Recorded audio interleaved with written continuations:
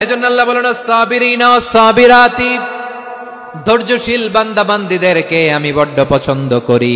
ওয়ালা নাবলুওয়ান্নাকুম বিশাইইম মিনাল খাউফি ওয়াল জু'i ওয়া নাকসিম মিনাল আমওয়ালি ওয়াল আনফুসি ওয়াস সামারাত ওয়া বাশশিরিস সাবিরিন। আল্লাহ বলে এই জমিনে আমি ভয় দিয়ে, ক্ষুধা দিয়ে, জানমালের হানি দিয়ে, সম্পদ হানি দিয়ে তোমাদেরকে পরীক্ষা করব। এই পরীক্ষায় সফল হবে তারা ধৈর্য ধারণ করেছে যারা। ইন্নাল্লাহা মা'আস সাবিরিন, ধৈর্য ধারণকারীদের সাথে আল্লাহ আছে রাডাই। ধৈর্য ধরতে হবে, ধৈর্য ধরতে হবে। ধৈর্য এমন গাছ যে গাছের চারিদিকে কাটা, ফলটা বড় মিষ্টি। বিশ্বনবী বলেন আজাবান লি আমরিল মুমিন আন্না আমরাহু কুল্লাহু লাহু খাইর ওয়া লাইসা যালিকা ইল্লা লিল মুমিন ফাইন আসাবাতহু সাররাউ শাকারা ফাকানা খাইরাল্লাহ ওয়া ইন আসাবাতহু দাররাউ সাবারা ফাকানা খাইরাল্লাহ। বিশ্বনবী বলেন এই যে ঈমানদারদের ব্যাপারটাই আলাদা, ব্যাপারটাই আলাদা। এটা ঈমানদার ছাড়া অন্য কেউ এই বরকত পায় না। কি বরকত? ফাইন আসাবাতহু সাররাউ শাকারা, ঈমানদাররা ভালো অবস্থায় থাকলে শুকরিয়া করে, এটা তার জন্য ভালো। শুকরিয়া করলে সওয়াব আছে না নাই? মুমিনরা বিপদে পড়লে ধৈর্য ধরে। আচ্ছা বলেন তো, ধৈর্য ধরলেও সওয়াব আছে না নাই? তাহলে সুখের সময় শুকর, দুঃখের সময় সবর, উইন উইন সিচুয়েশন। আমাদের সারা জীবনই এই দুই আমল আছে না নাই? হয় আমরা শুকর গুজার হই, নয় সবর করি। সুখের দিনে আমরা শুকর গুজার হই, বিপদের দিনে সবর ইখতিয়ার করি। তাহলে হয় শুকর নয় সবর। যখনই থাকি, যে অবস্থায় থাকি, আমাদের সওয়াব আছে না নাই? আবার আল্লাহর নবী আল্লাহর কাছে দোয়া করতেন, আল্লাহ আল্লাহুম্মা জাআলনি শাকুরা ওয়াজআলনি সাবুরা ওয়াজআলনি ফি আইনি সাগীরা ওয়া ফি আ'য়ুনিন নাসি কাবীরা। তিনি বলতেন আল্লাহ আপনি আমারে শুকরগুজার বান্দা বানান, ও আল্লাহ আপনি আমারে ধৈর্যশীল বান্দা বানান, আমার চোখে আপনি আমারে ছোট বানান, জনতার চোখে আপনি আমারে বড় বানান। পড়েন আমিন। তাহলে আস-সাবিরিনা ওয়াস-সাবিরাতি, ধৈর্যশীল নারী ও পুরুষ আল্লাহ পছন্দ করেন। শুনতেছেন? কয়টা গেল? এক নম্বরে মুসলিমিন মুসলিমাত, দুই নম্বরে মুমিনিন মুমিনাত, তিন নম্বরে কানিতিন কানিতাত, চার নম্বরে সাদিকিন সাদিকাত, পাঁচ নম্বরে সাবিরিন সাবিরাত, ছয় নম্বরে আল খাশিঈন আল খাশিআত। মনোযোগ আছে না গেছে? আল খাশিঈন মানে বিনীত, বিনীত, যারা আল্লাহর কোন আদেশ অমান্য করার ভয়ে যাদের হৃদয়ে প্রকম্পন শুরু হয়ে যায়, আল্লাহর আদেশ না জানি লঙ্ঘন হয়, সবসময় হৃদয় কাঁপতে থাকে, হৃদয়ে থাকে খুশু। আল্লাহ বলেন কাদ আফলাহাল মুমিনুনাল্লাযীনা হুম ফি সালাতিহিম খাশিউন। সফল হয়েছে ওই ব্যক্তিরা যারা ঈমান এনেছে আর যারা নামাজের মুসল্লায় যখন দাঁড়ায় তারা বিনীতভাবে আল্লাহর সামনে দাঁড়ায়। নামাজের জায়নামাজে যখন দাঁড়াবো আমরা ভাববো হতে পারে এটাই আমার জীবনের শেষ নামাজ। আমার কলিজার টুকরা ময়মনসিংহের ভাইয়েরা, এই চিন্তাটা নামাজে যখন দাঁড়াই, এই চিন্তাটা মাথায় রাখা যাবে? যাবে? যখন দাঁড়াবো ভাববো হতে পারে this could be my last and final সালাত, হতে পারে এটাই আমার জীবনের শেষ নামাজ। ঠিক কিনা বলেন? তাইলে অন্তরে খুশু আসবে। অনেকে বলে হুজুর নামাজে দাঁড়াই মনে থাকে না, কয় রাকাত পড়ছি ভুলে যায়, কি পড়ছি ভুলে যায়, দিন দুনিয়ার কথা খেয়াল আসে, সারা দিন যেটা মনে করতে পারি না নামাজে দাঁড়াইলে ওটা মনে পড়ে। এরকম আছে না নাই? আমাদের ঢাকায় হয় এটা, আপনাদের ময়মনসিংহে এটা হয় না? না আপনাদেরও হয়? নামাজের মধ্যে সব কথা মনে পড়ে। এজন্য মনে করতে হবে এটাই হতে পারে আমার জীবনের শেষ নামাজ। খুশু, খুশু মানে হৃদয় এবং অঙ্গ প্রত্যঙ্গের স্থিরতা। এক সাহাবী নামাজ পড়ছেন আবার দাড়ি নাড়তেছেন, নামাজ পড়তেছেন এরকম চুলকাচ্ছেন। এই দৃশ্য দেখে বিশ্বনবী বললেন ইন খাশাআত কলবুহু লা খাশাআত জাওয়ারিহু।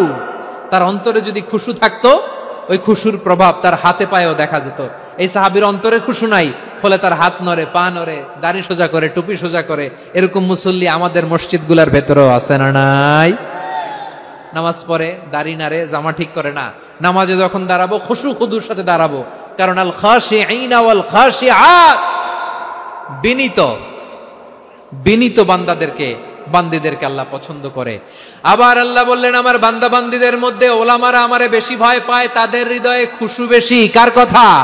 ইন্নামা ইয়াখশাল্লাহা মিন ইবাদিহিল উলামা, আল্লাহর বান্দাদের মধ্য থেকে আলেমরা আল্লাহরে বেশি ভয় পায়। যারা জ্ঞানী, যার হৃদয়ে কোরআন সুন্নাহর জ্ঞান আছে, তারা আল্লাহকে বেশি ভয় পায়। এজন্য আল্লাহর ভয় আমাদের হৃদয়ে থাকার দরকার আছে না নাই? যাদের হৃদয়ে আল্লাহর ভয় আছে তাদেরকে পছন্দ করে কে? যাদের হৃদয়ে আছে আল্লাহর ভয়, তারা কবু পথে ভুলে যায় না। আল্লাহর প্রেম ছাড়া এই দুনিয়ায় কারো কাছে কোনো কিছু চায় না। রাতের আধারে যারা সেজদাতে রয়, দু চোখের শ্রুতে নদী যেন বয়। ছলনার হাতছানি যতই আসুক, পেছনে ফিরেও সে তাকায় না। পড়েন সবাই। যাদের হৃদয়ে আছে আল্লাহর ভয়, তারা কবু পথ ভুলে যায় না। আল্লাহর প্রেম ছাড়া এই দুনিয়ায় কারো কাছে কোনো কিছু চায় না। ঠিক কি না? আল খাশিঈন আল খাশিআত, আমাদের হৃদয়টা থাকুক আল্লাহর ভয় দিয়ে সমৃদ্ধ। আমরা চাই কি চাই না? আল্লাহর ভয় যার হৃদয়ে থাকে সে কখনো পদস্খলিত হয় না, পদচ্যুত হয় না। ঠিক কিনা বলেন? তাহলে খাশিঈন খাশিআত। 7 নম্বরে আল্লাহ বললেন আল মুতাসাদ্দিকিন ওয়াল মুতাসাদ্দিকাত, আমার প্রিয় বান্দা তারা যারা দান করে, দানশীল নারী এবং পুরুষ। যারা দেয়, যারা দান করে তাদেরকে আল্লাহ পছন্দ করে। আপনারা দান করেন তো? হ্যাঁ, নাকি পকেট থেকে হাত বের হয় না? বের হয়। মুক্ত হস্তে দিবেন আমার ভাইরা, মুক্ত হস্তে। আল্লাহ সুদকে ধ্বংস করে দেয় আর দানকে বাড়িয়ে দেয়। সুদের সাথে আমাদের কোনো সম্পর্ক না। আল্লাহ বলেন ইয়ামহাকুল্লাহুর রিবা ওয়া ইউরবিস সাদাকাত, আল্লাহ সুদকে ধ্বংস করেন, দানকে বাড়িয়ে দেন। পকেট থেকে দিয়ে দিলাম, মনে হয় কমে যায়, আসলে কমে না, বাড়ায় দেয় কে? মনে হয় কমে গেছে, আসলে বাড়ায় দেয় কে? আপনি দিলে আপনারে দিবে কে? হ্যাঁ, আল্লাহ দিবে। আপনার কাছে মনে হয়েছে কমে গেছে, আসলে কমে নাই। আল্লাহ বলেন দানের দৃষ্টান্ত কেমন তোমরা জানো নাকি?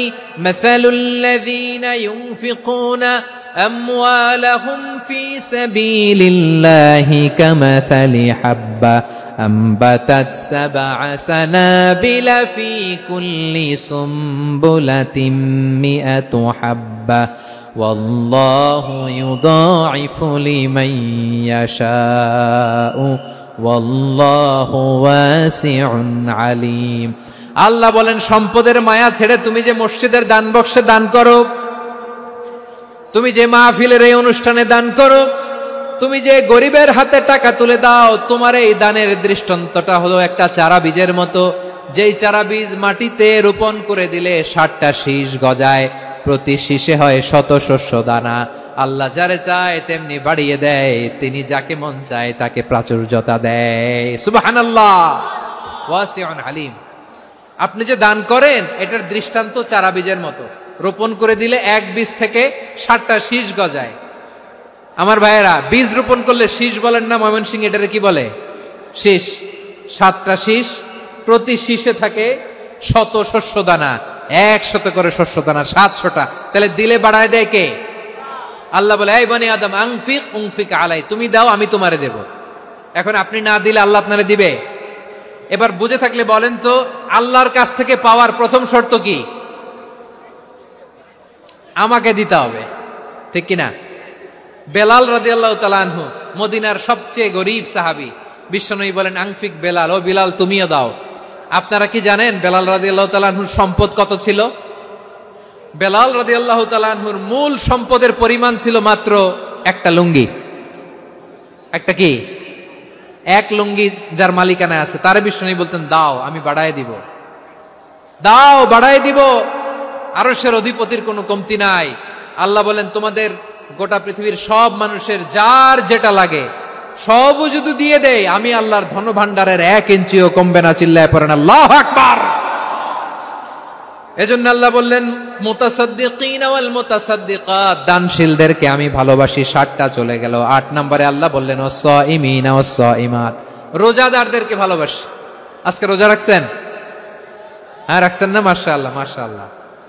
সিয়াম পালন করবেন, সিয়ামের সওয়াব আল্লাহ নিজ হাতে দেবেন। সেই স্টপ স্টপ, সামনে আসবেন না, স্টপ, পেছনে পেছনে পেছনে। আচ্ছা, শেষ করে দিচ্ছি। 8 নম্বরে রোজাদারদেরকে আল্লাহ ভালোবাসেন, রোজাদার নারী পুরুষ। 9 নম্বরে হাফিযিনা ফুরুজাহুম ওয়াল হাফিযাত, যারা লজ্জাস্থানের হেফাজত করে, দৃষ্টির হেফাজত করে, অসংলগ্ন জায়গায় দৃষ্টি দেয় না, আল্লাহ তাদেরকে পছন্দ করে। সব শেষে ওয়াযাকিরিনাল্লাহ কাসীরা ওয়াযাকিরাত, যারা সময় পেলেই আল্লাহর জিকির করে। চেয়েছিলাম মনটা ভরে আয়াতের পুরো তাফসীর করব, সম্ভব হচ্ছে না। এই 10টা বৈশিষ্ট্য আল্লাহ তাআলা বড্ড পছন্দ করেন। ইসলামের সব মৌলিক অনুষঙ্গ এখানে চলে এসেছে।